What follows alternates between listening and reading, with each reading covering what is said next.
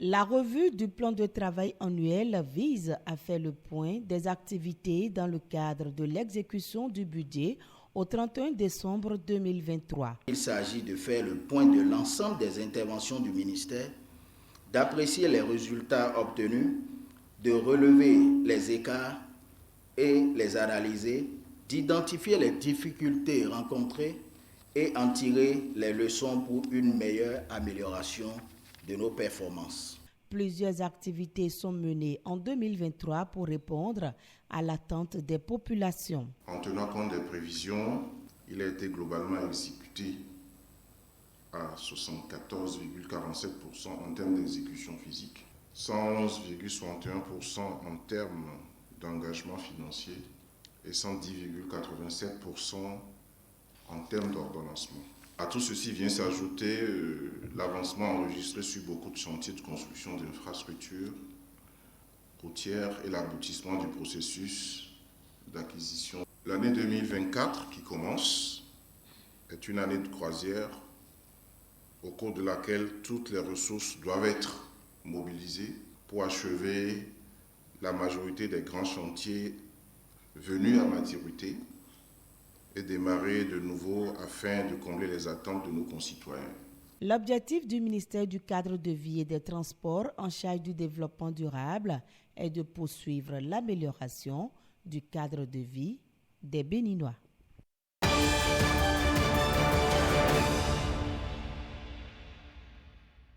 C'est un moment de partage, de convivialité, une communion entre leaders d'opinion, élus locaux et communaux, enseignants, artisans, jeunes et femmes de la commune de Sabalou.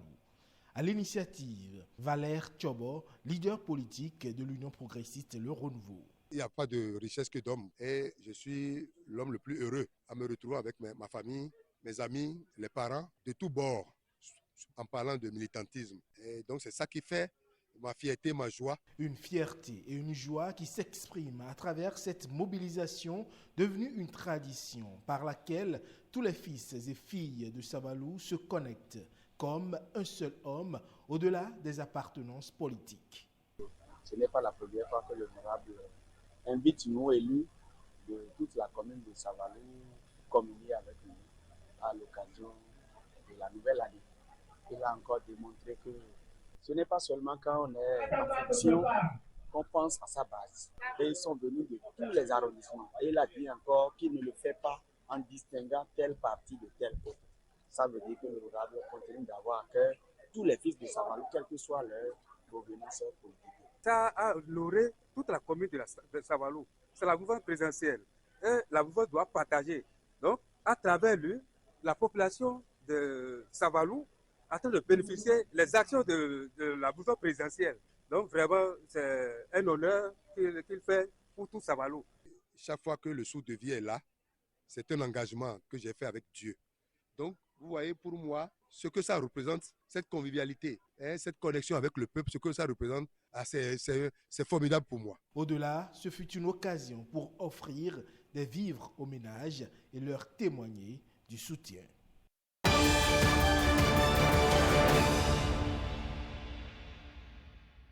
Le label diplomatique est un magazine de diplomatie et de relations internationales qui cherche à déconstruire les fake news sur l'Afrique et donner la vraie image de l'Afrique. L'Afrique qui marche.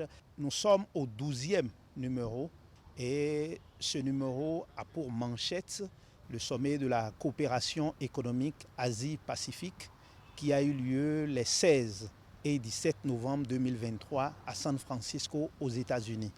Et nous nous sommes penchés notamment sur la rencontre en marge de ce sommet de l'APEC entre les présidents chinois Xi Jinping et américain Joe Biden.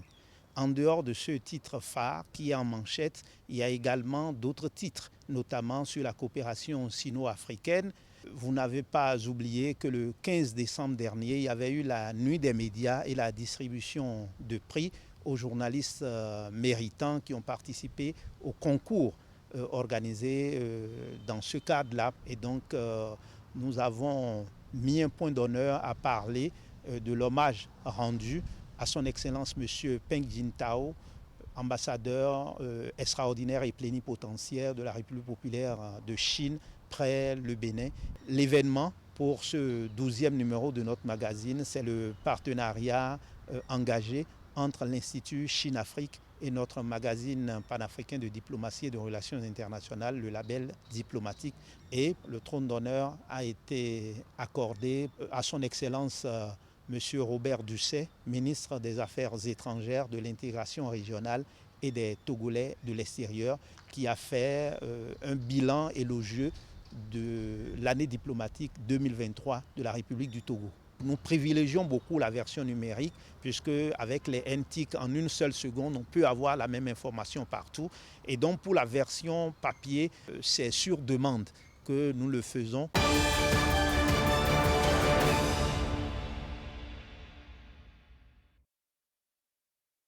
Il change le visage de ce site de Dassari et reste l'une des meilleures adresses de la jeunesse. L'ouverture des portes de ce centre des jeunes après réhabilitation donne le top de la mission de cohésion sociale et de paix. Ce centre que nous admirons ensemble symbolise l'engagement ferme du gouvernement américain à soutenir les efforts des autorités béninoises pour consolider la paix et la stabilité. En fournissant cet espace, notre objectif est de renforcer les interactions positives entre les jeunes de Dassari et d'accroître leur engagement positif pour la paix et la cohésion sociale au sein de leur communauté. Grâce à ce financement du programme d'appui aux pays côtiers PRAPC, le centre entièrement rénové et équipé dispose désormais d'un terrain de basketball et de handball. L'objectif à terme est d'impacter plus de 11 000 jeunes. La maison des jeunes la plus moderne de la commune de Materi. Pour ce, nous leur disons merci. Et la jeunesse de Dassari ne peut plus être dépaysée avec toutes ces réalisations qui ont été mises à notre disposition. Vous nous avez montré comment nous devons faire pour être ensemble. Je voudrais encore vous remercier. Et je voudrais prendre un engagement ferme de faire de cette maison des jeunes une référence en matière de développement inclusif. Et qui dit les jeunes, il y a aussi les mamans qui s'accordent au maraîchage. C'est l'indépendance totale en matière d'approvisionnement en eau. PRAPC, à travers l'USAID, va nous aider encore à innover. Maillots, ballons et autres équipements sont offerts par l'USAID pour le développement des activités sportives et socio-éducatives laissées à la discrétion des jeunes.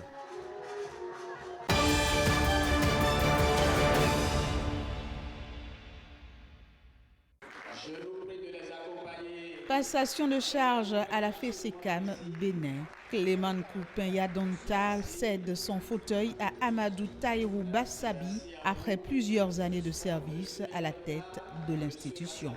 La qualité de l'auditoire que vous constituez me rassure que chacun, à son niveau, a su apprécier mon engagement en faveur du développement de la FESECAM Bénin et de l'inclusion financière de la population béninoise.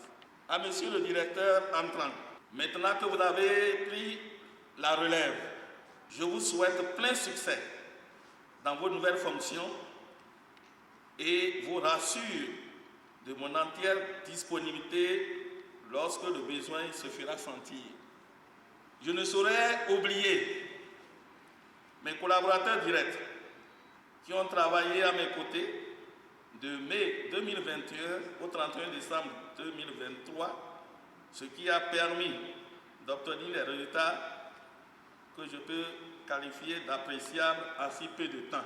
Je m'engage ici devant vous à toujours œuvrer dans l'intérêt du réseau afin de poursuivre l'œuvre entamée par les bâtisseurs de notre réseau, des techniciens chevronnés que je salue au passage.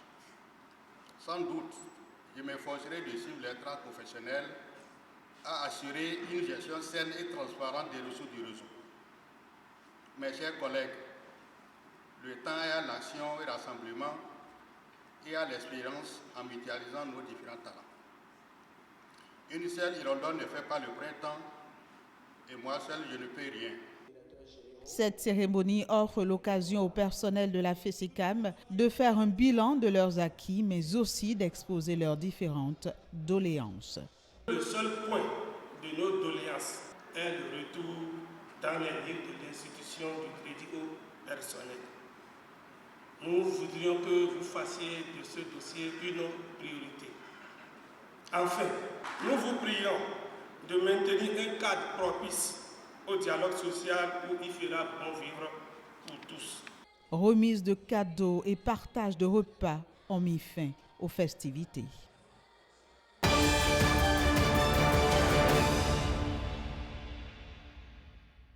Le président de la République est Patrice Talon, que je respecte beaucoup, joint l'acte à la parole.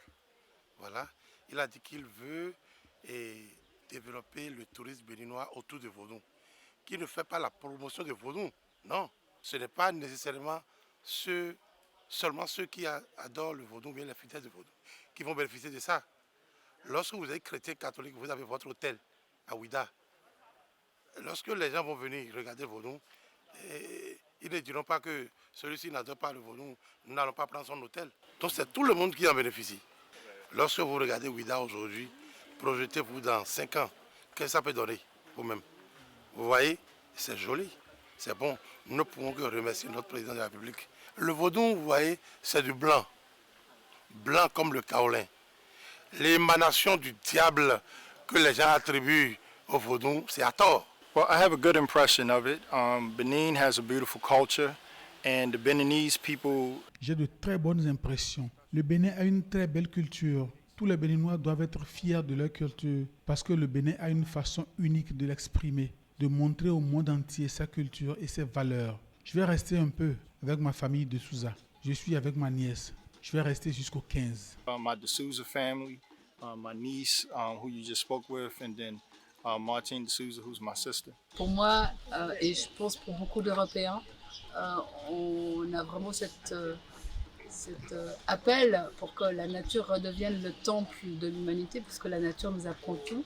La nature a toutes les informations qu'on a besoin pour vivre ensemble en harmonie. En tant que guide de tourisme, je pense que c'est une belle initiative et une belle organisation.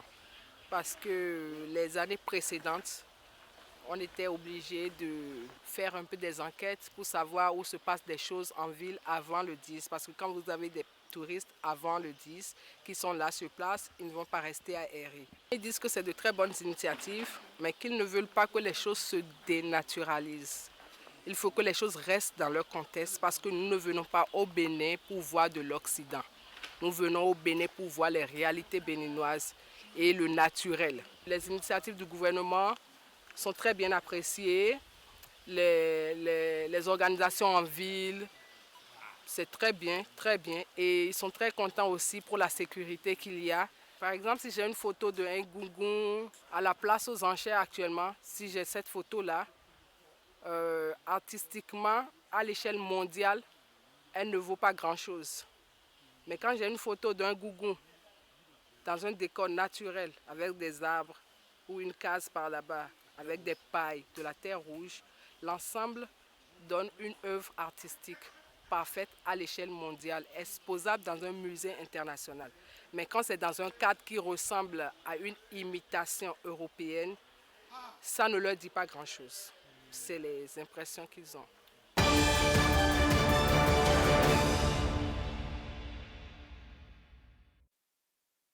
La vie reprend son cours normal dans ce lieu d'échange économique au lendemain de la fête du Nouvel An, une occasion de présentation de vœux. On remercie Dieu Tout-Puissant pour tout ce qu'il nous a fait. Moi, j'ai souhaité que tous les Béninois soient en bonne santé. Et Dieu n'a qu'à garder notre président, lui donner un la sagesse pour nous garder. On souhaite la santé, prospérité, surtout beaucoup d'argent. Pas de problème. Même si le Nouvel An n'est pas célébré par toutes ces femmes à cause de la religion, ça reste une période de bonnes affaires. Mais cette année, les fruits n'ont pas véritablement tenu la promesse des fleurs.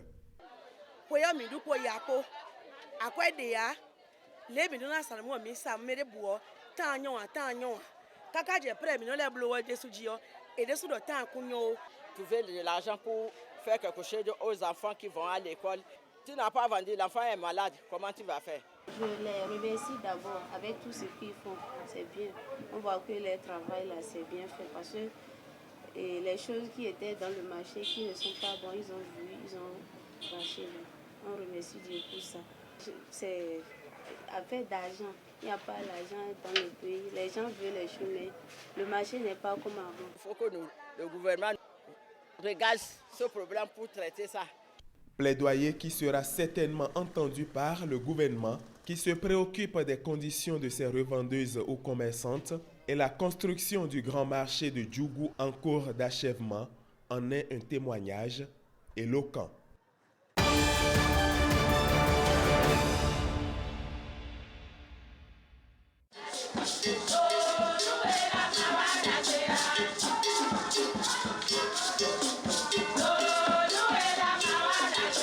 Tonoué, bonne arrivée pour aller à l'hôtel du Créateur. 56 prêtres, 3 évêques, un cardinal et des Gaudier, marchant au rythme du Rougan. Musique guerrière pour une célébration eucharistique en prélude à la mise en œuvre du programme Église verte.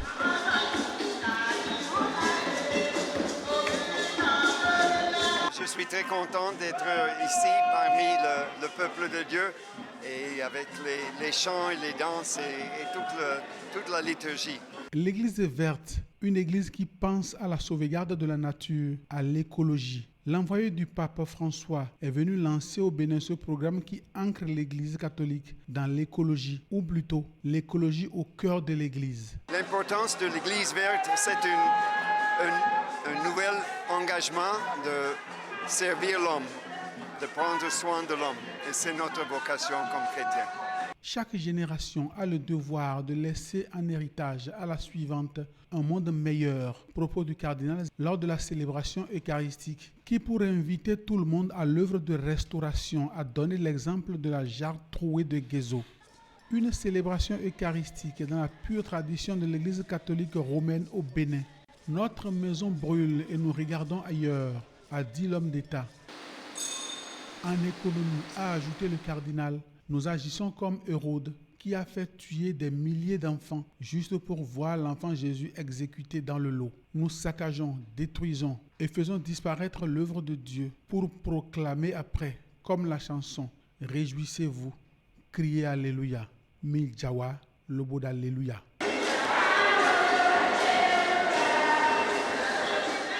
En prélude à la table ronde qui se tient à partir de ce 20 janvier, le cardinal a donné une conférence de presse sur le sujet.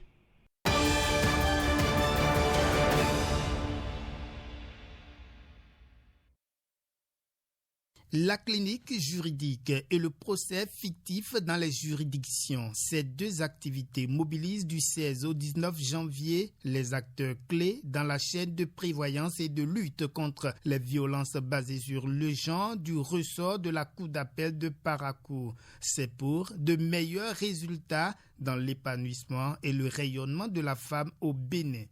À travers la clinique juridique doublée d'un procès fictif qui s'ouvre ce matin, il s'agit pour l'INF, d'une manière innovante, de lutter contre les violences faites aux femmes en semant le réflexe INF dans la chaîne de protection des victimes et en intéressant les autorités administratives et judiciaires à une collaboration plus étroite dans la lutte et la prise en charge des femmes victimes de VBG. Le secrétaire général de la préfecture de Parakou invite les participants à donner le meilleur d'eux-mêmes pour la réussite des travaux. Je garde l'espoir que vous ne ménagerez aucun effort pour renouveler votre engagement et renforcer la synergie dans vos actions pour plus d'efficacité en matière de lutte contre les violences faites aux femmes et aux filles dans notre pays. Satisfait pour la secrétaire exécutive au thème des travaux. Pleinement satisfaite, je vais dire, parce que voilà, nous avons pu véritablement avoir les acteurs de la chaîne de protection et de lutte contre les violences basées sur le genre qui étaient véritablement concentrés sur le message qu'il fallait que nous avions à passer. et qui sont restés avec nous du début jusqu'à la fin. Cette démarche de l'Institut national de la femme prend en compte les juridictions de la Cour d'appel de Parakou, de Cotonou et d'Abomey.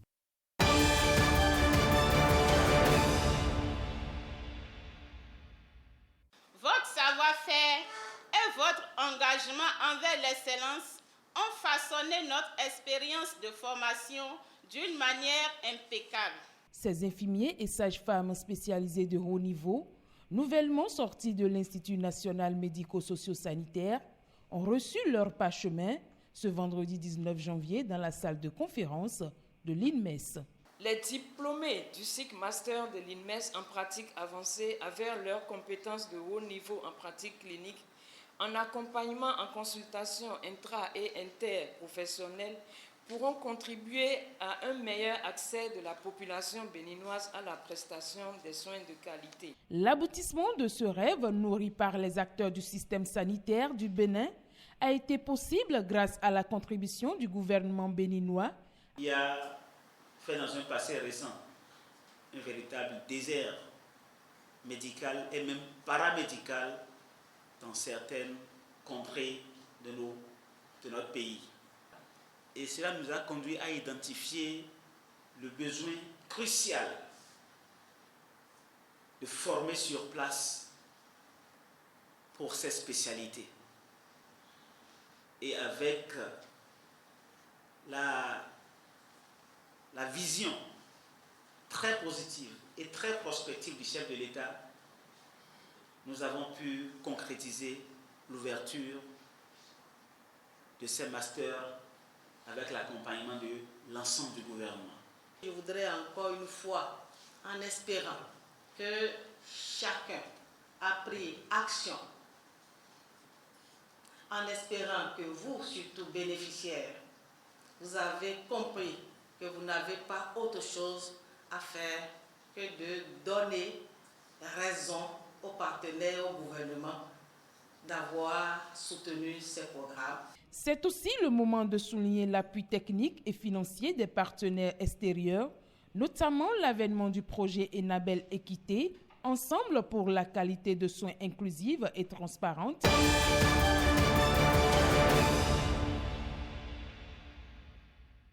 L'évolution de l'activité économique dans les entreprises béninoises au cours de l'année 2023 est relativement moyenne.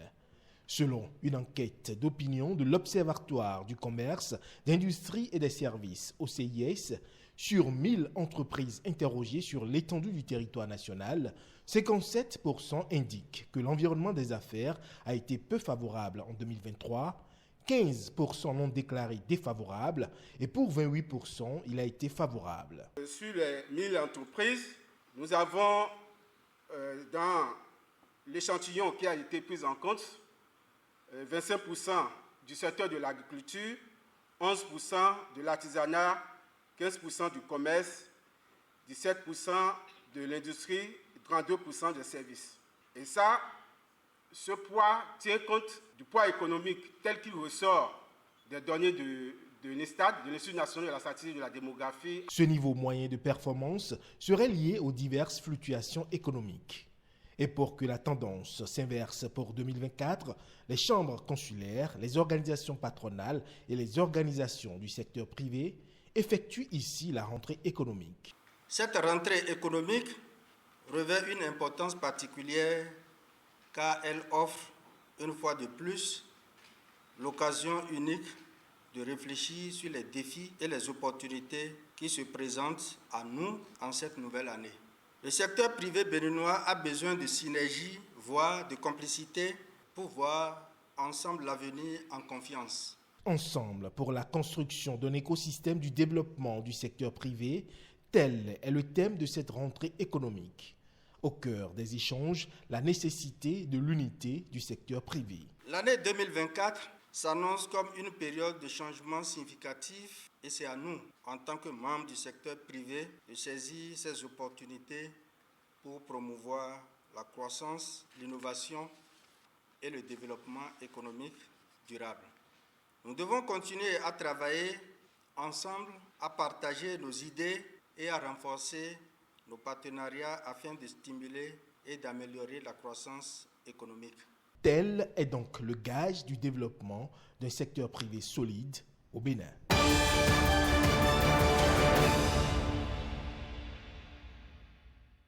Collège d'enseignement général de Bégamé. Seul centre à Cotonou pour le dépôt et la validation des dossiers des candidats libres pour l'examen du baccalauréat de juin 2024. Ce candidat libre vient de passer avec succès les 3 étapes du processus d'inscription. Je suis venu déposer mon dossier pour le bac. Ça s'est bien passé. Déjà environ 2 minutes, j'ai déjà déposé ça. Les gens de l'office de bac, ils sont accueillants, c'est bien. Juste après l'inscription en ligne, il y a la fiche de pré-inscription que le candidat doit prendre auprès des agents de l'office du bac qui vont leur imprimer la fiche. Après, la quittance de paiement qui sera validée par la comptable, l'agent comptable de l'office du bac. C'est après validation que le candidat viendra vers nous. Et nous allons prendre les pièces, c'est-à-dire la fiche de pré-inscription, la quittance, l'acte de naissance qui est la pièce maîtresse, une copie de sa pièce d'identité à jour, le relevé ou l'attestation de BPC légalisé et une copie du bac antérieur. Plus le certificat de résidence. Le relevé du bac antérieur parce que pour aller à la candidature libre, il faut avoir été au moins une fois au bac, soit être un fonctionnaire d'État, donc n'est pas candidat libre qui veut, mais qui a déjà l'expérience du baccalauréat. L'inscription et le dépôt des dossiers pour les candidats libres sont ouverts depuis le 15 décembre 2023 au centre de validation du CEG Bégamé et prennent fin le 31 janvier prochain. Le directeur général de l'Office du bac précise qu'il n'y aura pas de délai de rattrapage pour les retardataires. Comme vous le constatez, les candidats ne pressent pas les pas. C'est toujours comme ça. Venez à temps pour que si vos pièces ou bien ne sont pas à jour, que vous puissiez aller les compléter et revenir à temps. Tous les candidats libres sont donc appelés à faire diligence pour le dépôt de leur dossier dans les 10 prochains jours au CEG Bégamé ou dans les différentes directions départementales de l'enseignement secondaire, technique et de la formation professionnelle.